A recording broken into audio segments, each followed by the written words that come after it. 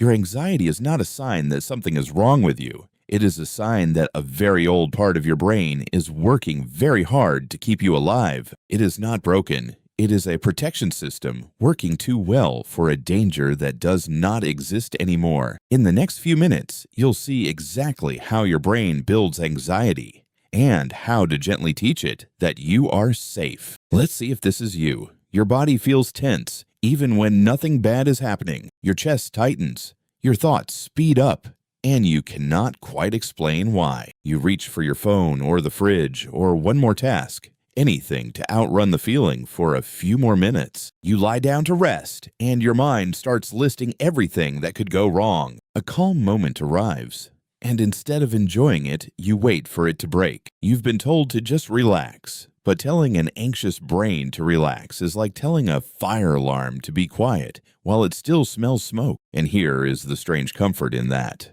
If it is a system, then it has parts, and parts can be understood and changed. Your anxiety isn't a character flaw, it's a system. And once you understand the system, it stops feeling so random. So let's open it up one layer at a time. Layer 1. Deep inside your brain sits a small almond-shaped alarm called the amygdala. Its only job is to keep you alive. It scans the world constantly, asking one question: am I safe right now? It doesn't think in words. It doesn't weigh the odds. It reacts in a fraction of a second, long before you even know what happened. Think of it as a fire alarm. A fire alarm is not smart. It doesn't check if the smoke is from a fire or from your toast. It just goes off, loud, immediately, because being wrong 100 times is safer than missing danger once. Your amygdala works the same way. It would rather sound a false alarm than stay silent and let you get hurt. So when it senses anything unfamiliar,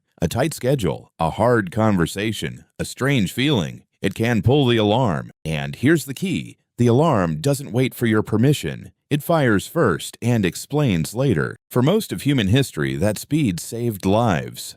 A rustle in the grass really could be something with teeth. That flood of adrenaline, that racing heart, that is not you overreacting. That is your alarm doing its job. The problem isn't that the alarm exists. The problem is what it has learned to call danger. Layer 2. Your brain is not just reacting to the world. It is constantly predicting it. To save energy, your brain guesses what comes next, based on everything that happened before. Most of the time, those guesses are quiet and useful. You expect a step to be there, and it is. You barely notice. If your past held a lot of stress, fear, or uncertainty, your brain builds a map where danger is everywhere. So it starts predicting threats in places that are actually safe. A quiet room, a normal email, a friend running late. It's not lying to you. It's protecting you, using an old map. In a new world, the map was drawn when it was true. Back then, staying on guard was the smartest thing you could possibly do. This is why you can feel afraid with no clear reason. The fear isn't about now. It's about a pattern your brain learned long ago. Your brain sees a shape that rhymes with an old danger, and it rings the bell, just in case. And every time it does, you believe the feeling, because fear feels like proof. Imagine trusting a weather app that only ever predicts storms. You would grab an umbrella on the sunniest day of the year. But a feeling is not a fact. Anxiety is your brain's best guess, not a report from reality. Once you see that, something shifts. The alarm can ring without you having to obey it. Layer 3. Now watch how anxiety keeps itself alive. It starts in the body. A tight chest, a shallow breath, a knot in your stomach. These are just chemicals and muscles. On their own, they are neither good nor bad. They are simply your body getting ready. Your mind notices these signals and asks, "Why do I feel like this? Something must be wrong." So your thoughts go hunting for a threat to match the feeling. And they always find one. Now the scary thought makes your body tense even more, which makes the thoughts louder, which tightens the body again. And here's the surprising part. Most anxiety isn't caused by the thing you're worried about. It's caused by the loop itself. You're not anxious because of the problem. You're anxious because your body and your mind are scaring each other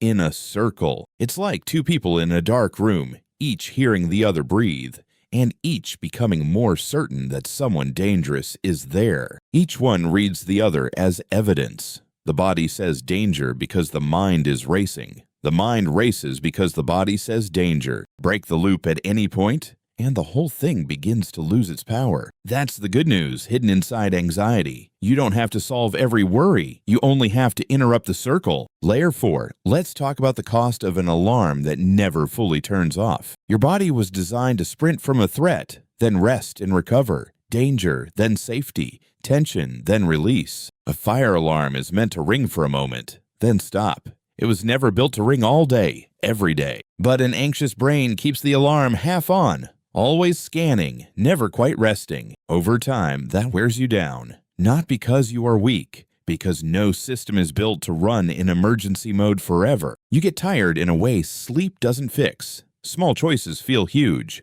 Calm feels suspicious, almost unsafe. And here is the quiet trap. Avoiding the fear feels like relief. But every time you avoid, you teach the alarm that it was right. And slowly, you start shrinking your life to avoid the alarm. Fewer risks, fewer rooms, fewer chances. The tragedy is that the alarm is trying to protect your life, while quietly making it smaller. So the goal was never to destroy your anxiety. The goal is to update it, to teach the alarm what counts as danger now. Here's how you begin. Not by fighting the alarm, but by showing it, gently, that you are safe. Step 1.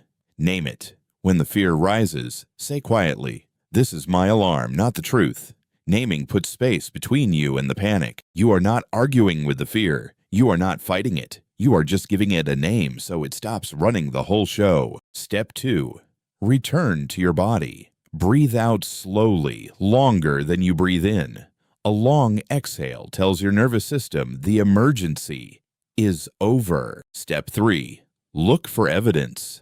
Ask, am I in danger right now, in this exact moment? Usually the honest answer is no. Step 4. Let safety count. When the moment passes and nothing bad happens, pause and notice it. This is how the alarm learns a new map. You are not trying to never feel fear again. You are teaching an old protector that the war is over. Every time you stay and breathe and let calm be calm, you rewire the system, one small proof at a time. Your anxiety was never your enemy. It was a frightened guard standing at a door that closed long ago. It doesn't need to be silenced. It needs to be told kindly and often, "Thank you. I'm safe now. You can rest." Healing here is not a loud victory. It is 100 quiet moments where you felt the alarm and chose to stay anyway. So before you go, sit with this one question. What is your anxiety still trying to protect you from? If this gave you one calmer breath tonight, leave a single word below. Someone else scrolling right now needs to read it. Take what helped, breathe, and be gentle with the part of you that only ever wanted to keep you safe.